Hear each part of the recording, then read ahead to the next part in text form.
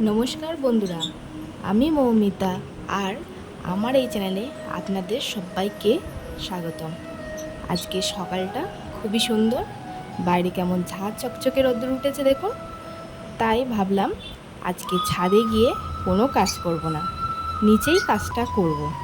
কি কাজ করব তা তোমরাই দেখে নাও। আগের দিন ভিডিওতে আমি আপনাদের দেখিয়েছিলাম 20 লিটার ব্যারেলকে কিভাবে কাটিং করি ও ড্রেনেজ হোল করে থাকি। আজকে দেখাবো আমি ওই 20 লিটার ব্যারেলকে কিভাবে কালার করি। আমি সাধারণত ক্যামেলসের ফেব্রিক কালার দিয়ে কালার করে থাকি।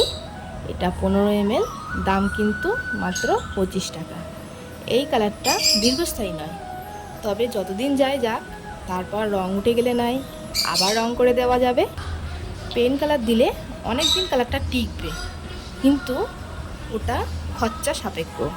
তাই সবার মনের মতন বাগান করতে চায়, কিন্তু খরচা করা সবার পক্ষে সম্ভব হয়ে ওঠে না। আমিও বেশি খরচ না করেই বাগান করে থাকি। তাই আমার হাতের কাছে যা থাকে তাই দিয়ে আমি মনের মতন বাগানটাকে সাজাই।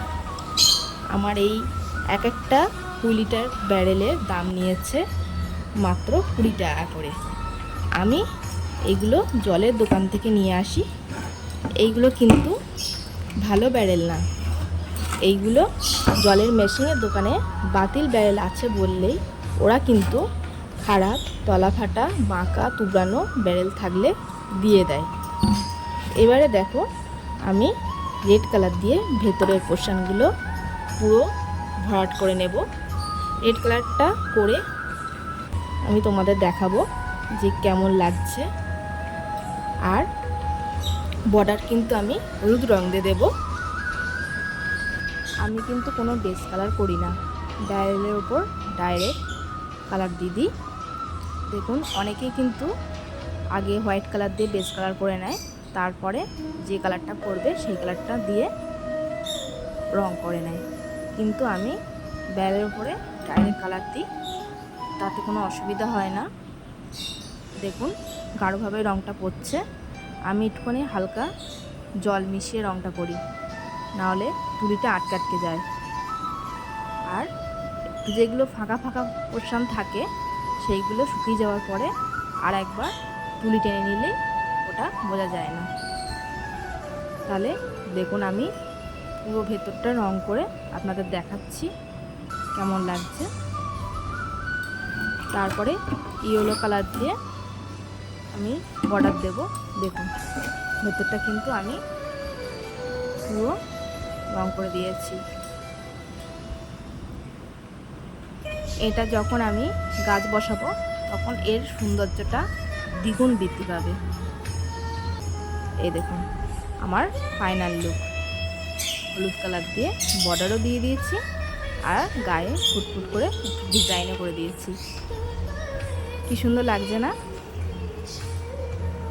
দেখুন তো 20 লিটার ব্যারেলটাকে আমি কত সুন্দর একটা লুক দিয়ে দিলাম। এটা ঢাকনি, মুখটা, এটাও বা কেন ফেলবো বলুন? এটা তো ফেলে দিলে তো আমার পাতলি হয়ে যাবে, নষ্টই হয়ে যাবে। এতেও তো আমি কিছু গাছ বসাতে পারবো। এতে চাইলে আমি ধনে পাতা, থানকুনি পাতা, কলমি শাক, মেথি শাক অনেক কিছুই করতে পারবো।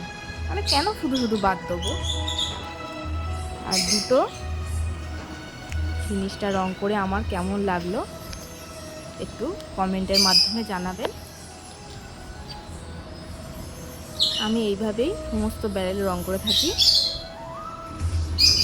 তাতে গাছের সৌন্দর্য আরও দ্বিগুণ বৃদ্ধি পায়। আমার এই দুটো কালার থেকে আমি কিন্তু হামেশাই 4-5টা ব্যারেল রং করে থাকি। তাই আর এই ভিডিওটা বেশি বড় করব না। আমার এই ভিডিওটা যদি ভালো লাগে লাইক, কমেন্ট, সাবস্ক্রাইব করে আমার পাশে থাকবেন। নমস্কার।